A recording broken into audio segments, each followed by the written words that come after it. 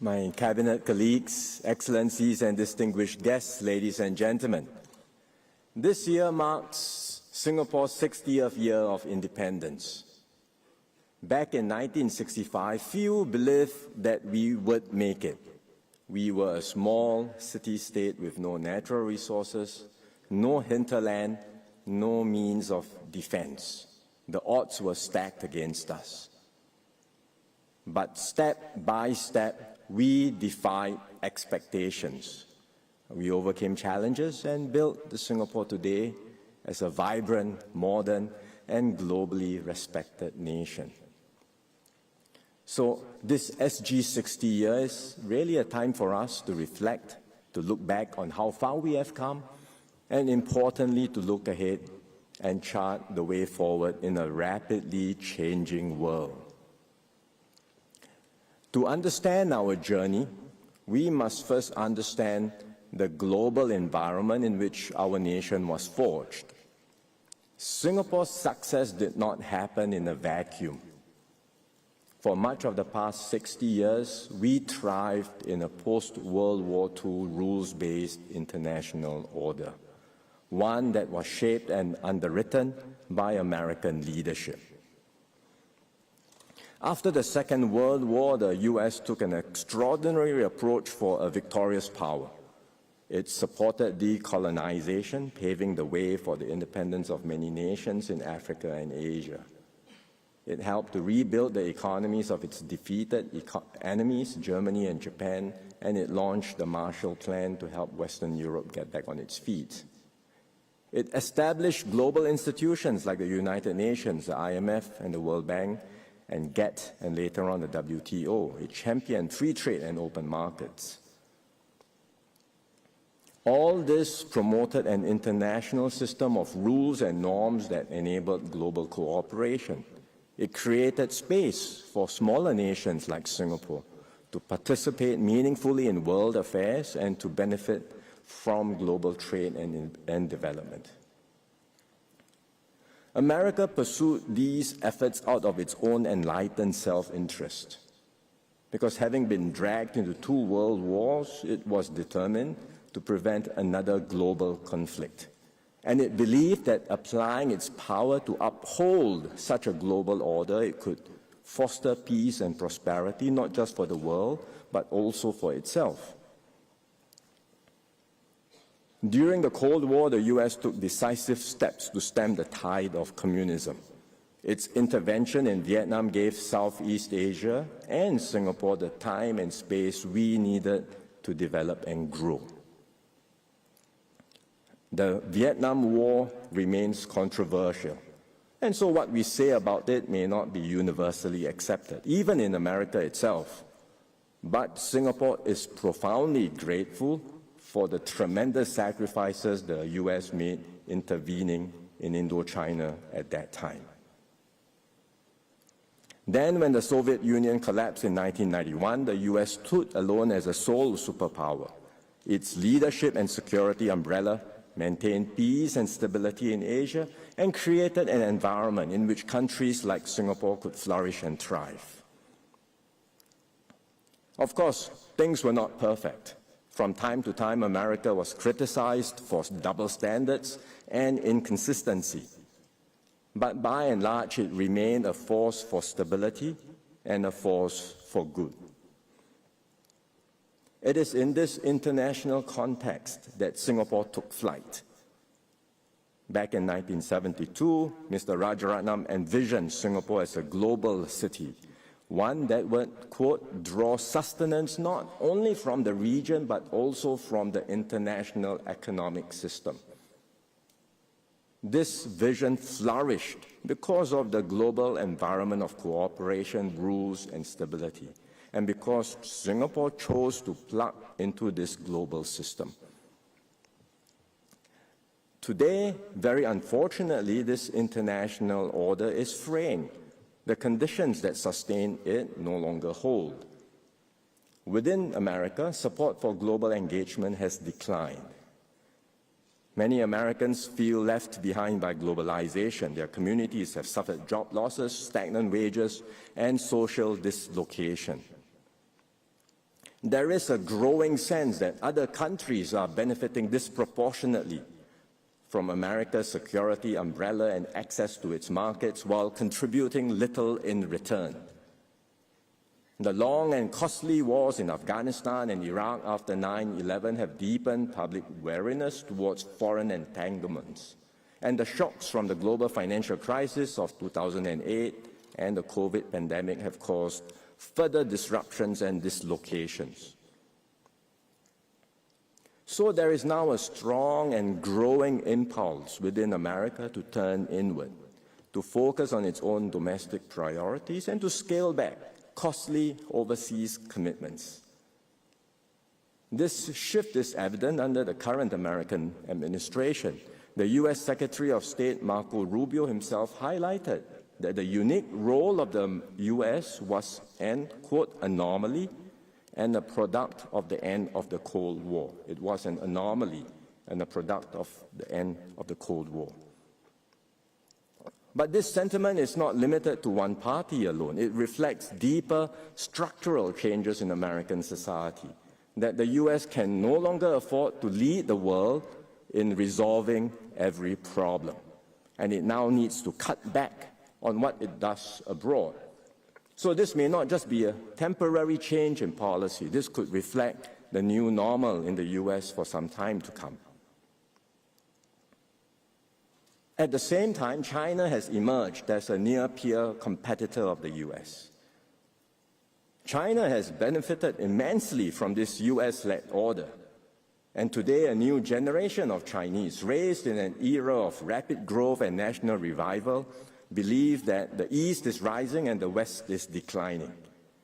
They are also more assertive, determined to correct the perceived humiliations of the past and to secure what they see as China's rightful place in the world. America and China are now locked in a fierce contest for global supremacy. Neither country wants open conflict, but there is deep mistrust and suspicion on both sides. Miscalculations, especially over flashpoints like Taiwan, could trigger a broader and more dangerous escalation.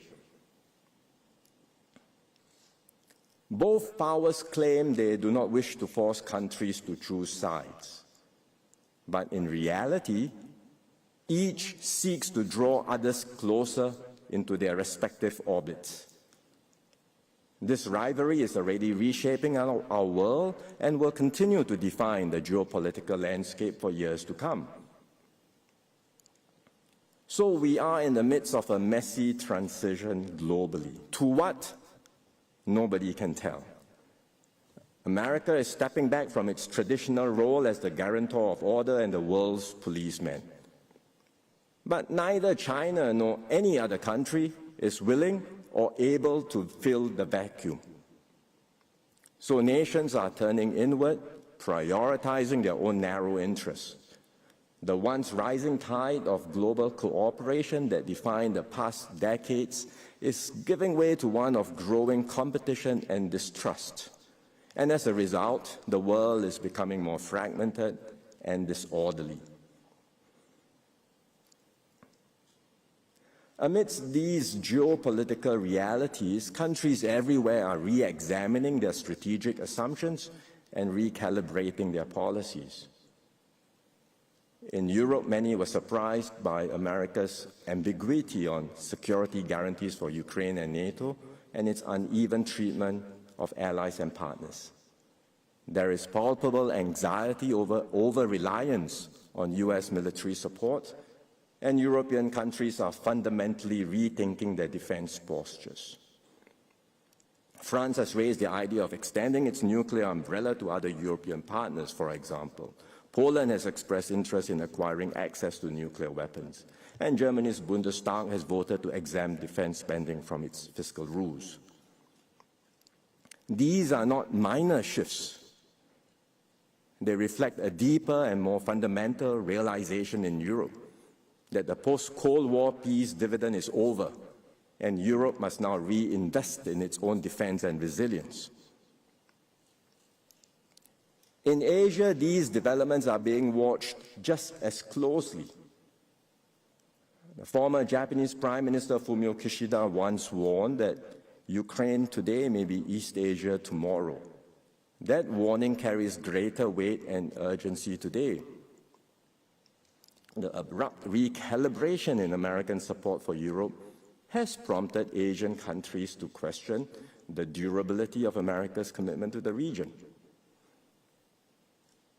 In his first trip to Asia, the U.S. Secretary of Defense Pete Hegseth sought to reassure regional partners. He said, and I quote, "America first does not mean America alone," and that the U.S. would prioritize and shift to Asia in a way that is unprecedented and establish the deterrence necessary to prevent war. Even so, countries will take steps to strengthen their own capabilities, just in case help does not arrive in time. They will remember that President Obama once declared that U.S. was rebalancing towards Asia, but this stance was not sustained in subsequent U.S. administrations. So that's why in both Japan and South Korea, public debate over defense has intensified. There are calls to bolster deterrence, including through enhanced missile and air defenses, and even discussions once considered taboo about acquiring nuclear weapons. What was once unthinkable is now openly contemplated. So all this marks a major psychological shift across the region. And if these trends persist, it could reshape Asia's strategic balance in fundamental ways, leading to heightened military buildup, riskier deterrence postures, and a more brittle regional security environment.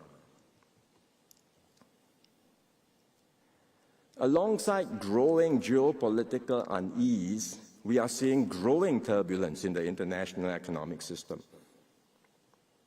There is a well-known adage in international economics about the trilemma between economic interdependence, economic security, and geopolitical competition. Only two can coexist at the same time, but not all three. So after the end of the Cold War, geopolitical tensions subsided. Hence, countries could embrace interdependence while maintaining a broad sense of economic security. Today, geopolitical competition has returned with a vengeance. The major powers no longer feel economically secure, so something's got to give.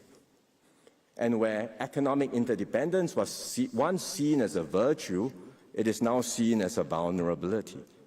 And therefore, governments are responding by localizing production, building up self-sufficiency, and reasserting greater control over critical supply chains and strategic industries. Economic instruments like tariffs, export controls, and sanctions are being used not for market purposes, but as instruments of statecraft to advance national interest.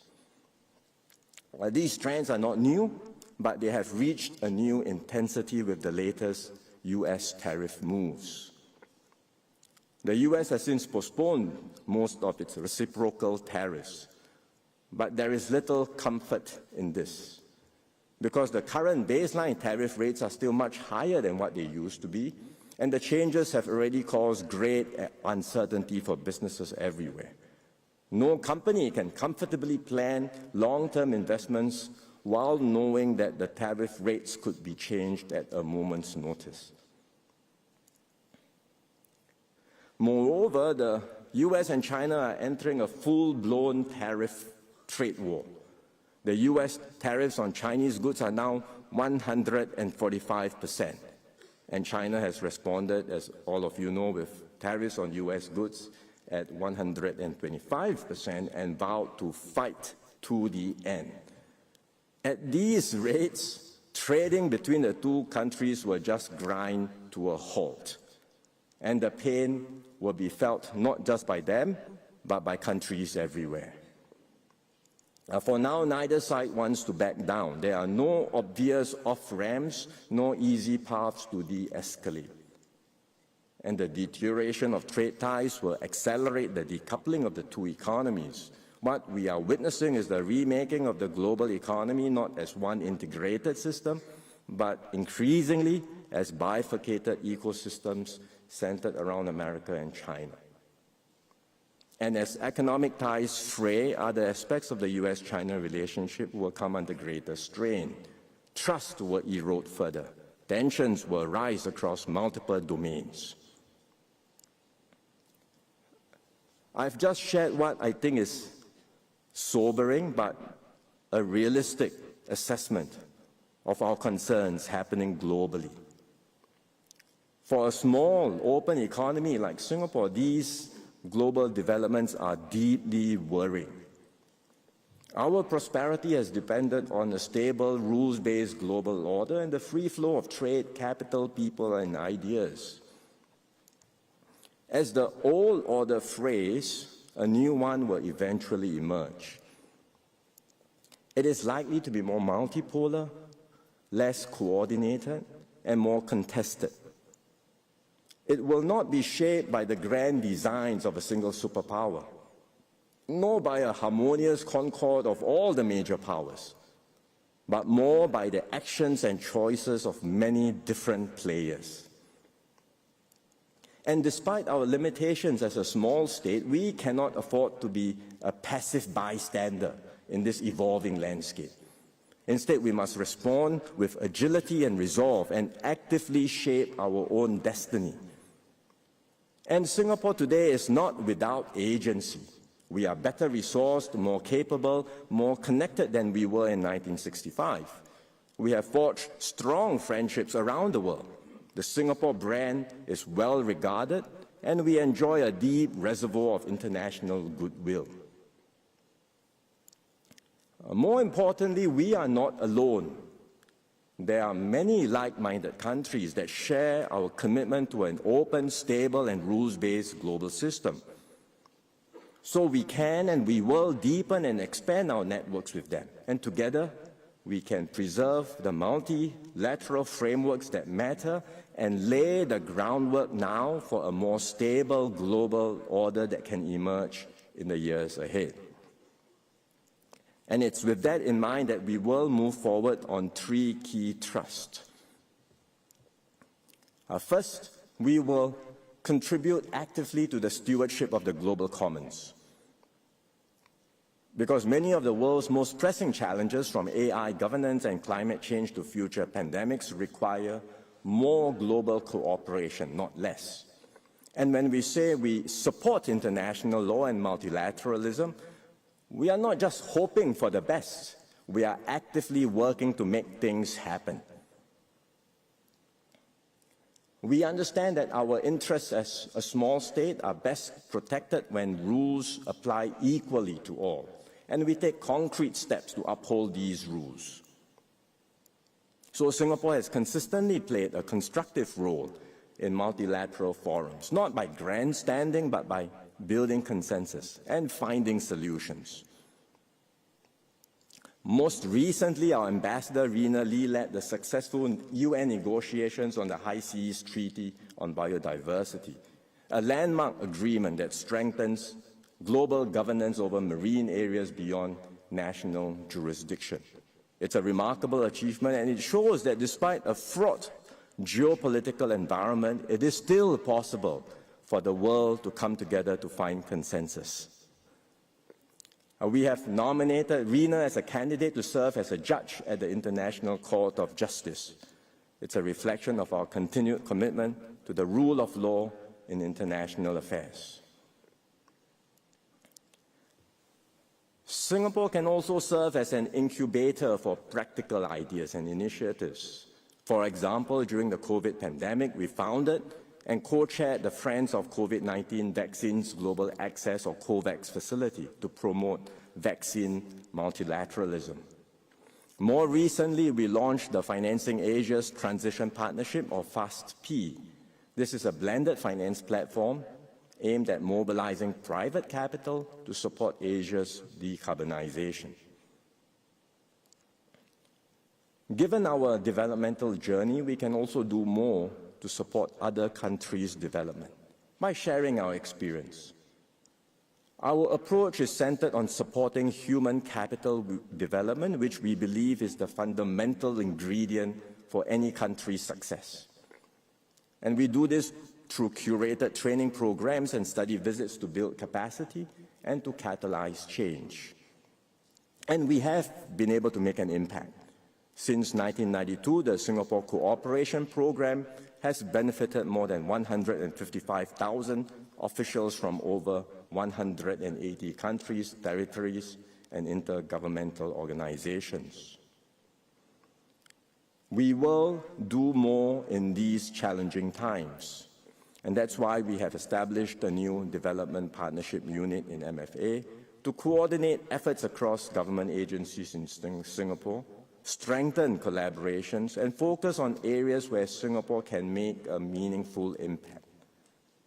We will continue to focus on Southeast Asia, which is our region, but we will also set aside more resources for partners further afield in Africa, the Middle East, Latin America, the Pacific, and the Caribbean. And we will expand our work in new domains like the digital economy and renewable energy.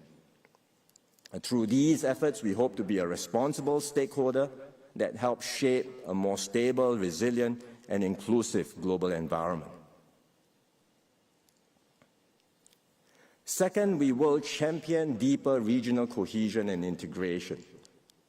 ASEAN remains central to Singapore's foreign policy. In a fragmented world, regional unity matters more than ever.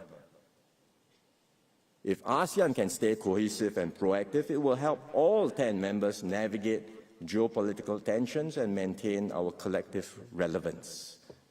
As Mr. S Rajaratnam once said at the founding of ASEAN, if we do not hang together, we will end up hanging separately. ASEAN's economic integration has come a long way. Combined, we are now the world's fifth largest economy, and we have managed to make the ASEAN Free Trade Area virtually tariff-free, virtually, not yet 100%. So there's still some way to go. These gains have already benefited our citizens and businesses, but we cannot and we should not stop here. We have to accelerate our integration efforts. We should aim for 100% tariff elimination across the region and boost intra-ASEAN trade. And we should further reduce non-tariff barriers to make it easier for businesses to operate across ASEAN. We should also conclude the ASEAN Digital Economy Framework Agreement and upgrade our FTAs with key partners like China, India, and the Republic of Korea. We should also accelerate the development of the ASEAN power grid by facilitating cross-border electricity trade. The grid will help our region to transition faster to green energy, draw in new investments, create better jobs, and strengthen our collective energy security. Beyond our immediate neighborhood, ASEAN has over the decades built an open and inclusive regional architecture. Through forums like the East Asia Summit, we bring all the major powers to the same table and give them a stake in our region's success. Complementing the EAS, we have the ASEAN Outlook on the Indo-Pacific. This emphasizes openness, inclusivity, and cooperation. It explicitly rejects zero-sum competition or dominance by any single power. So Singapore will work with the Malaysian chair of ASEAN and our EAS partners to translate the AOIP's vision into concrete projects and initiatives. We hope this will bolster the relevance of ASEAN and the EAS. And when Singapore takes over the ASEAN chair in 2027, which will also mark ASEAN's 60th anniversary, we will use the opportunity to deepen regional integration and ensure that ASEAN remains a vital and credible anchor for peace and prosperity in Asia. Thirdly, we will strengthen our global network of partnerships. In this increasingly multipolar world, we must develop more varied and deeper relations with multiple partners. Because the more connected we are, the more resilient we will be, and the better we can navigate uncertainty and withstand shocks. Economically, we are already plugged into major networks and frameworks like the CPTPP, RCEP, and an extensive network of FTAs. These give us market access and insulation against rising protectionism. But we must go further to reinforce the multilateral trading system and preserve open flows of trade and investment. Over the past week, I've spoken with counterparts from Malaysia, Japan, New Zealand, the UK, and the EU. We represent different countries across different regions, but we all agreed on one thing. The world needs more cooperation, not less. And we must not retreat into protectionism or isolationism. One idea we are pursuing is greater collaboration between the CPTPP and the EU.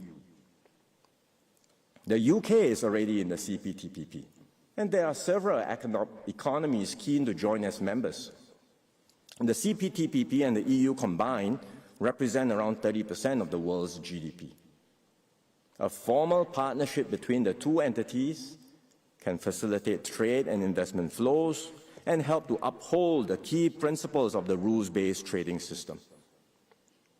Another idea is to strengthen the ASEAN-EU strategic partnership. The EU has been a dialogue partner since 1977. It already has FTAs with Singapore and Vietnam and is pursuing trade arrangements with other ASEAN countries. So deeper collaboration between our regions on concrete projects can help us make progress towards the eventual goal of an ASEAN-EU FTA and unlock the potential of our combined market of over 1 billion people. Beyond economic partnerships, we are deepening and expanding strategic partnerships with like-minded countries, including Australia, New Zealand, India, France, Germany, Republic of Korea, Saudi Arabia, the UK, and Vietnam. We are reaching out to new frontiers in the Middle East, Africa, and Latin America. In the Middle East, the Gulf countries are growing rapidly and positioning themselves as key geopolitical players in their own right. We have a comprehensive partnership with the UAE, and we just upgraded our relations with Saudi Arabia to a strategic partnership. We have also institutionalized dialogues with Qatar and Oman. So we will do more, not just with the Gulf countries, but also other Middle Eastern partners. And we will step up efforts to develop closer ties with Africa and Latin America. These regions are brimming with potential, but we have not fully engaged them due to distance or unfamiliarity. We now only have 2 diplomatic missions serving the entire continent of Africa, in Cairo and Pretoria, and only 1 in Latin America. This is insufficient. We will open new diplomatic missions in Africa and Latin America over the next few years. We hope this will show our friends in Africa and Latin America that Singapore is keen to do more, to trade, invest, and partner with them for mutual benefit. These are the steps that we will take to navigate this increasingly fragmented and turbulent world. Like in 1965, we once again find ourselves in uncharted waters.